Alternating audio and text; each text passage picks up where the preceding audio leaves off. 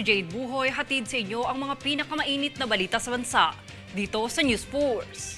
Sa ulo ng mga balita, Malacanang, nilinaw na walang katotohanan ang kumakalat na umano'y attack order ni PBBM sa isang bansa. OCD, naisipatupad ng strikto ang building code bilang paghahanda sa The Big One na lindol. PBBM, iniutos na ipagpaliban ang implementasyon ng mataas na multa sa illegal parking. Pinoy seafarers, ipinagbabawal ng sumampa sa mga dayuhang barkong naglalayag sa Red Sea Gulf of Aden. PNP, nilinaw na walang diskriminasyong isinusulong kaugnay ng pagbabawal ng tattoo sa kapulisan. COMELEC, diniskwalipika ang gobernador ng Cagayan dahil sa paglabag sa Omnibus Election Code. Patas at pantay na balita, komprehensibong ulat para sa pulso ng masa. Ito ang News Force.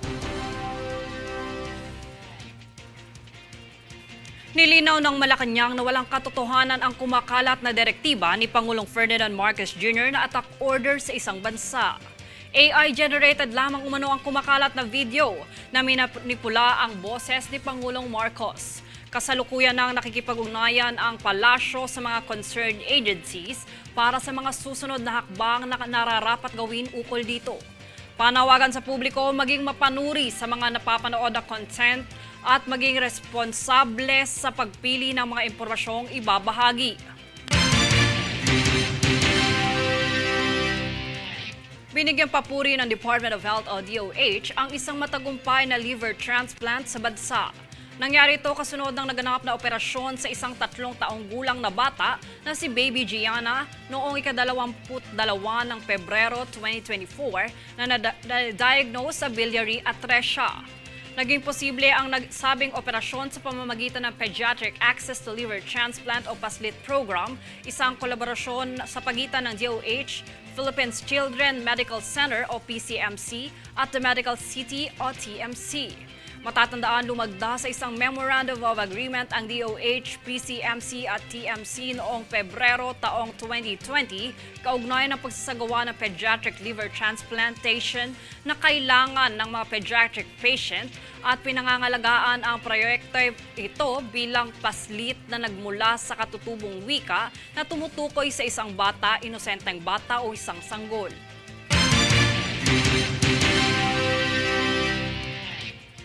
Bunsod ng tumitinding init ng panahon, nag-anunsyo ang ilang lungsod sa Metro Manila ng kanselasyon ng klase simula bukas ika-25 ng Abril hanggang Biyernes ika-26 ng buwan. Kanselado ang klase sa lahat ng antas ng pampubliko at pribadong paaralan sa Parañaque, Maynila at Mandaluyong. Habang mula kindergarten hanggang grade 12 naman sa mga pampublikong paaralan para sa lungsod ng Muntinlupa. Samantala, hinihikayat pa rin ang mga lokal na pamahalaan na gawing asynchronous mode ang klase sa mga naturang petsa.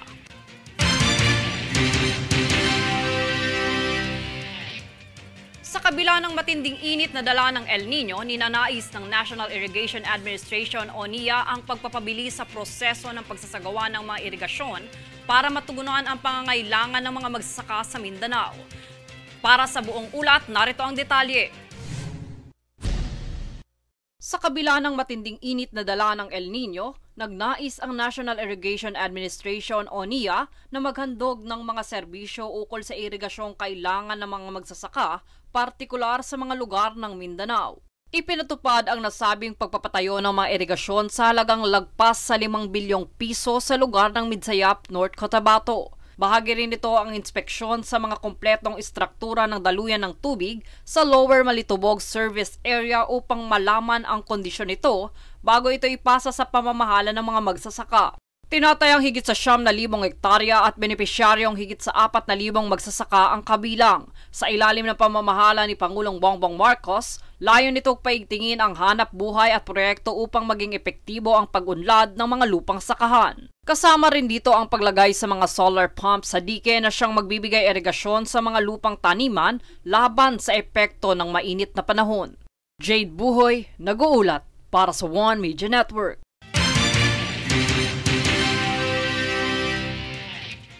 Tiniketa ng Special Action and Intelligence Committee for Transportation o SAICT ang isang markadong Armed Forces of the Philippines o AFP na sasakyan dahil sa pagdaan nito sa EDSA busway.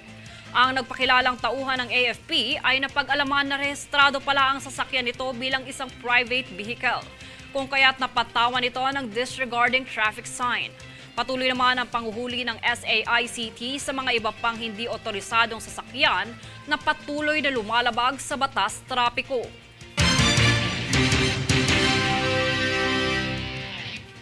Ang karaniwang earthquake drills ay hindi raw magiging sapat para sa inaasahang malakas na lindol na The Big One, ayon kay Office of Civil Defense o OCD Undersecretary Ariel Nepomuceno.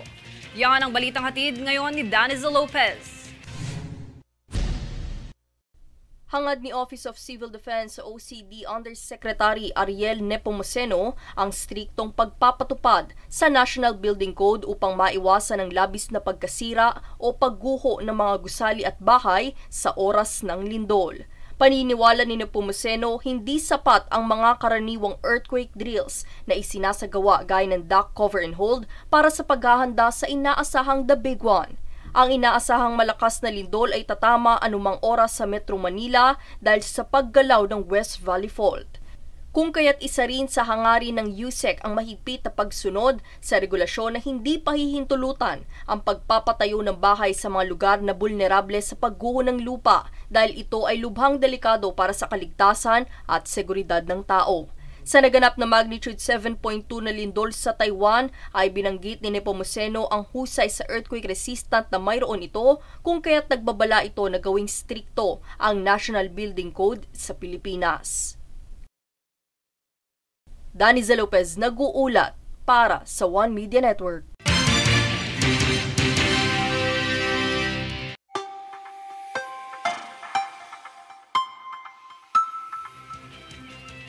Sa ating ulat panahon, posibleng mabuo ang isa hanggang sa 2 tropical cyclone sa Philippine Area of Responsibility sa susunod na buwan. Ito ay ayon sa Philippine Atmospheric Geophysical and Astronomical Services Administration na PAGASA. Simula Enero ngayong taon, wala pang nabuong tropical cyclone sa loob ng Area of Responsibility ng bansa.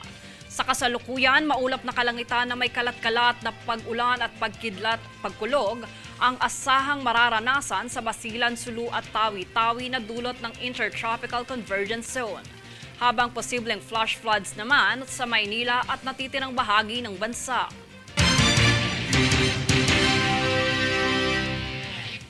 Susunod sa News Force.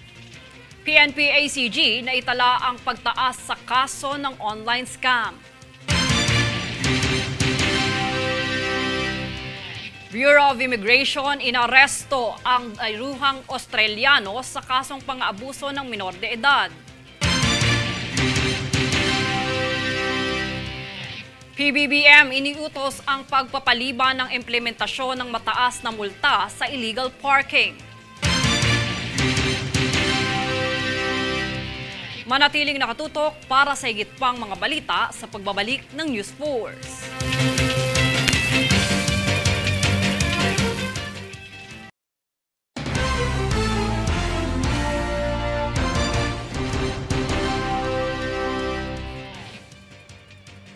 Ipinag-utos ni Pangulong Ferdinand Marcos Jr. na pansamantalang itigil muna ang implementasyon ng mataas na multa sa paglabag sa illegal parking sa Metro Manila. Ito ay matapos hindi payagan ng Pangulo ang Joint Traffic Circular No. 1 na inihain ng Metro Manila Council. Kaugnay nito ay sinabi ng Metropolitan Manila Development Authority o MMDA na tatalima ito sa direktiba ng Pangulo, kung saan mananatili sa 1,000 piso ang multa sa mga attended illegal parking, habang doble naman nito o 2,000 piso para sa mga unattended.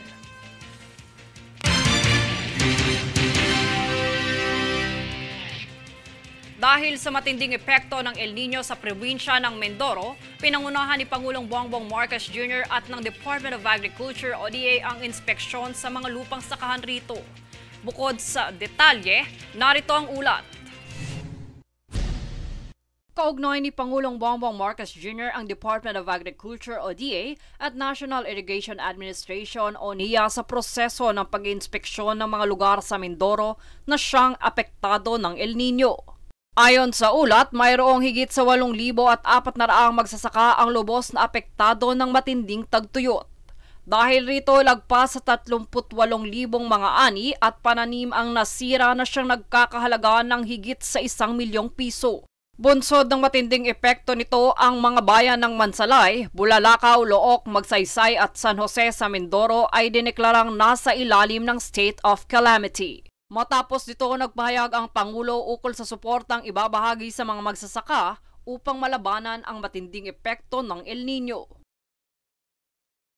Jade Buhoy, nag-uulat para sa One Media Network.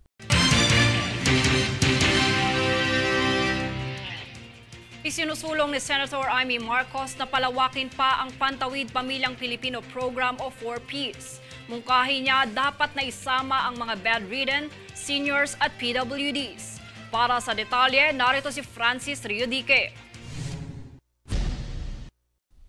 Sa pag-asenso ng ekonomiya ng Pilipinas, marami pa rin umanong napag-iwan ng mga Pilipino. Ito ang sentimiento ni Senator Amy Marcos. Partikular niyang binanggit ang mga bedridden seniors at PWDs. Kaya naman bilang mungkahing palawakin ang Pantawid Pamilya Pilipino Program o 4Ps, isinusulong niya na isama na sila sa mga benepisyaryo nito. Ito ang pahayag ng senador sa pandinig sa Senado para sa mga mungkahing pagbabago sa 4Ps at Assistance to Individual in Crisis o AICS.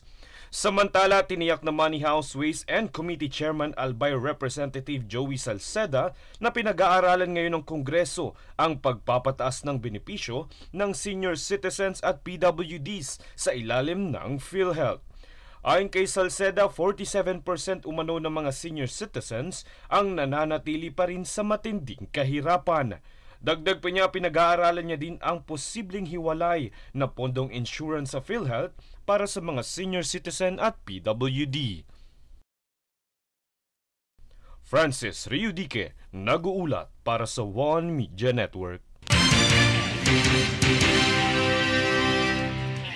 Sa naganap na courtesy visit kamakailan ni Coast Guard District Southeastern Mindanao o CG Commodore Rejard Marfe kay 10th Infantry Division Commander Major General Alan Hambala sa Mawab, Davao de Oro ay mas pinahusay ng Philippine Coast Guard o PCG at Philippine Army o PA ang kolaborasyon at joint operations ito sa Southeastern Mindanao. Bukod pa rito ay tinalakay din ng mga opisyal ang pagpapaigting ng kanilang pagiging epektibo sa pag-iingat sa mga teritoryong bahagi ng karagatan at lupain ng bansa. Ayon sa ahensya, ay binigyan diinan ng sabing pagpupulong ang kahalagahan ng pagpapaunlad ng matibay na ugnayan sa pagitan ng PCG at PA sa pagtugon sa mga hamon sa seguridad ng rehiyon.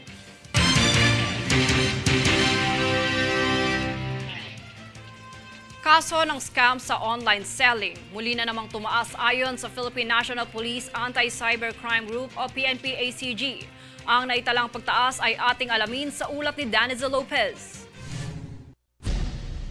Nakitaan ng Philippine National Police Anti-Cybercrime Group o PNP-ACG na tumaas ang kaso sa online selling scams na mayroong 165 kabuuang kaso nitong Abril.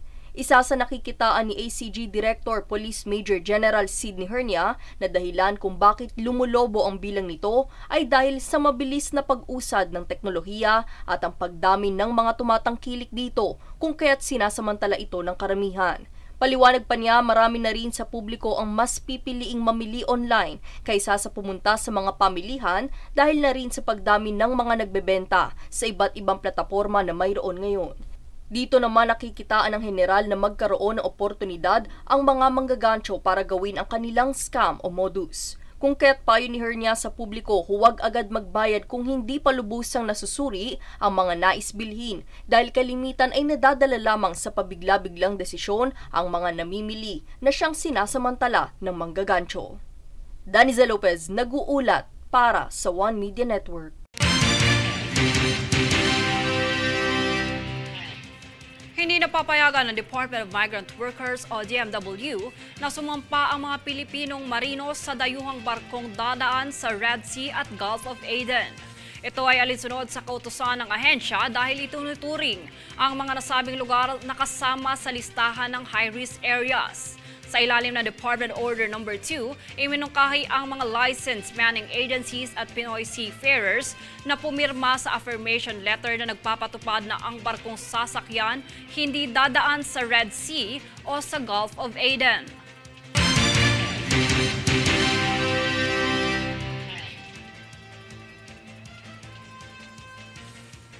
Hinarang sa Ninoy Aquino International Airport o NAIA ang Australianong dayuhan dahil sa mga kasong kinasasangkutan ukol sa pang-aabuso ng minor de edad.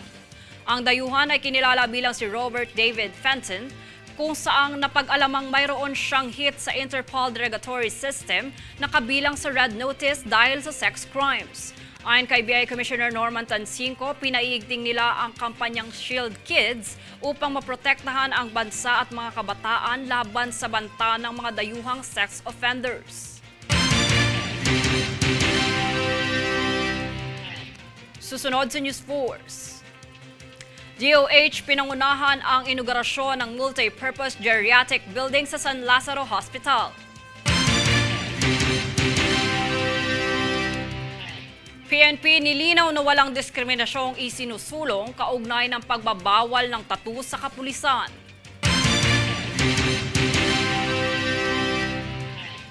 DTI at PNP-SPD nasamsam ang 9.5 million pesos vape product sa isang milk tea shop sa Baclaran. Manatiling nakatutok para sa higit pang mga balita sa pagbabalik ng News Force.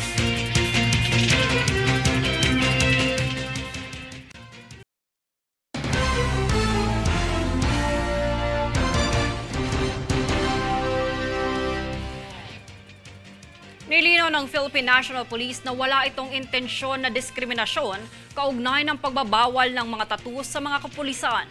Para sa detalye, narito si Francis Riudique.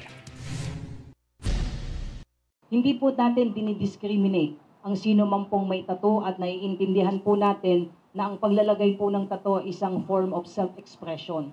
Ito ang paglilinaw ng Philippine National Police o PNP kaugnay ng nasa proseso ngayong pagbabawal sa paglalagay o pagdaragdag ng tattoo sa mga kapulisan.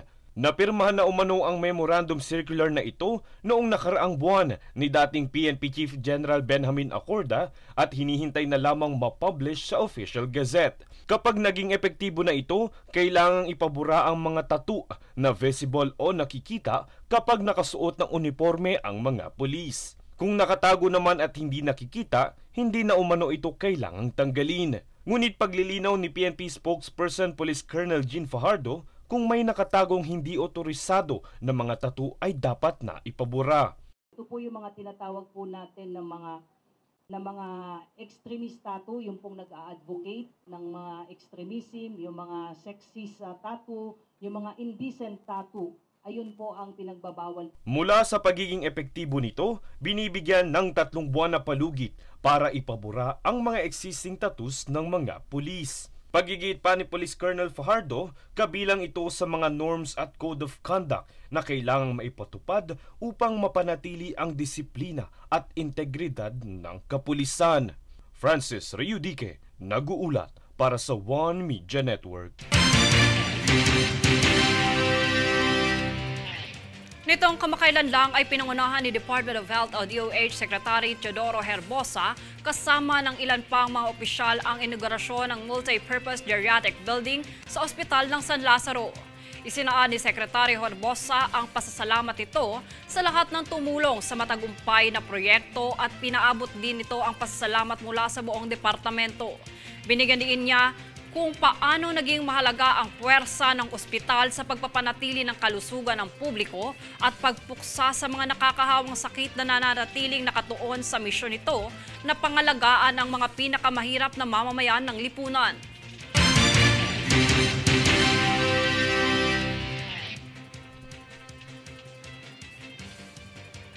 Nasamsam ang higit nasa 25 milyong pisong halaga ng vape products sa isang milk tea shop sa Panganiban, Baclaran sa lungsod ng Parañaque.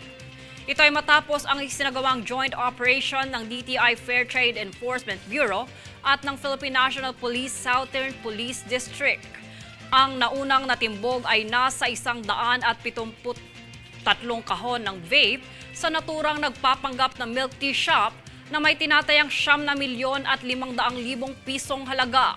Ang naturang establishmento o lumabag sa Section 9 ng Republic Act 1900 kung saan ito ay nagbebenta ng vape malapit sa school vicinities, kabilang na ang brand ng produktong kamakailang ipinagbabawal ng DTI. Idiniskwalipika ng Commission on Elections o COMELEC si Cagayan Governor Manuel Mamba kaugnay ng May 2022 elections. Ito ay dahil sa paglabag sa Omnibus Election Code kung saan ipinagbabawal ang paglalabas at pagdisbursement ng pampublikong pondo sa panahon ng halalan. Ayon kay COMELEC Chairman George Garcia, pansamantalang bakante ang gubernatorial seat ng Cagayan ngunit otomatiko ring pupuna ng vice-gobernador ang pwesto alinsunod sa batas ukol sa succession. At narito ang recap ng mga nagbabagang balita ngayon. Sa ulo ng mga balita, Malacanang, nilinaw na walang katotohanan ang kumakalat na umano'y attack order ni PBBM sa isang bansa. OCD, naisipatupad ng strikto ang building code bilang paghahanda sa The Big One na lindol. PBBM, iniutos na ipagpaliban ang implementasyon ng mataas na multa sa illegal parking. Pinoy Seafarers, ipinagbabawal ng sumampa sa mga dayuhang barkong naglalayag sa Red Sea Gulf of Aden. PNP, nilinaw na walang diskriminasyong isinusulong kaugnay ng pagbabawal ng tattoo sa kapulisan. COMELEC, diniskwalipika ang gobernador ng Cagayan dahil sa paglabag sa Omnibus Election Code. Patas at pantay na balita, komprehensibong ulat para sa pulso ng masa. Ito ang News Force. At yan ang pinakamainit na mga balita ngayong araw. Manatiling nakatutok sa aming mga ulat at update sa aming Facebook page, facebook.com/OneMediaNetwork. Ako si Jade Buhoy at itong News Force.